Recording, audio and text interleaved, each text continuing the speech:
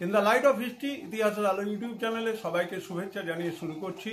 Theocratic state,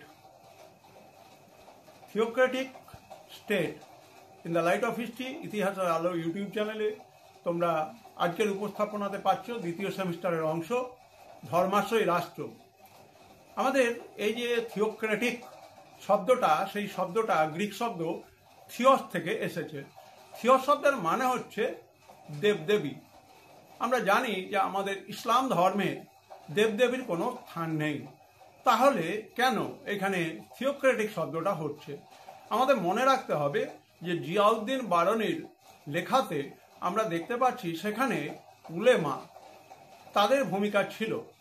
সুতরাং উলেমারা অবশ্যই রাষ্ট্র পরিচালনায় সুলতানকে বিশেষভাবে বিভিন্ন ধরনের সাহায্য সহযোগিতার মাধ্যমে তারা ঈশ্বর পুজো না করে বিভিন্ন ধরনের শরীয়তি বিধানকে এখানে কিন্তু প্রতিফলন ঘটিয়েছিলেন। দুটো জায়গা ছিল, একটা হচ্ছে শরীয়তের বিধান ছিল আর একটা হচ্ছে রাষ্ট্রীয় বিধান। এবং আমাদের মনে রাখতে হবে যে জিয়াউদ্দিন বারনি কিন্তু সুলতানদেরকে সাবধান করেছেন যে তারা যেন রাষ্ট্রীয় বিধানকে বেশি গুরুত্ব দেন, যাকে বলা হচ্ছে জওয়াবিদ। কিন্তু অন্যদিকে আমরা দেখতে পাই যে সুলতানরা খলিফার উপরে অত্যন্ত অনুগত ছিলেন, খলিফার কাছে অনুমোদন নিতেন এবং বিভিন্ন ধরনের শরীয়তের ব্যাখ্যা যেগুলো কিনা উলেমারা দিয়ে থাকেন সেগুলোর উপরে নির্ভর করে তারা কিন্তু তাদের রাষ্ট্রকে পরিচালনার ক্ষেত্রে দিশা দেখাতেন।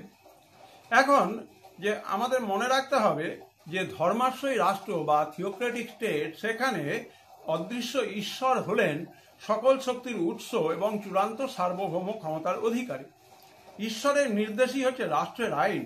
ঈশ্বরের প্রতিনিধি হিসেবে উলেমা বা তাদের পুরোহিতরা এরূপ রাষ্ট্র ক্ষমতা পরিচালনা করেন এবং ঈশ্বরের আইনকে কার্যকরী করেন। সুতরাং আমরা দেখতে পাচ্ছি যে থিওক্রেটিক চিন্তা ভাবনা, যে ধর্মকে আশ্রয় করে একটা রাষ্ট্র কাঠামো পরিচালনার যে নির্যাস, তা কিন্তু জিয়াউদ্দিন বারনির লেখাতে ফুটে উঠেছে। এবং জিয়াউদ্দিন বারনি ভারতবর্ষের সুলতানি শাসনের দীর্ঘ সময় কাটিয়েছিলেন এবং তিনি তার অভিজ্ঞতার কথা তার লেখা বইয়েতে উল্লেখ করেছেন, যেখানে কিন্তু থিওক্রেটিক স্টেট বা ধর্মাশ্রয়ী রাষ্ট্রচিন্তার কথা ফুটে উঠেছে।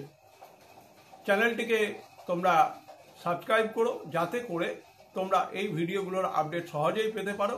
এটি একমাত্র ইতিহাসের চ্যানেল, সুতরাং ইতিহাসের বিষয় এখানেই পাবে।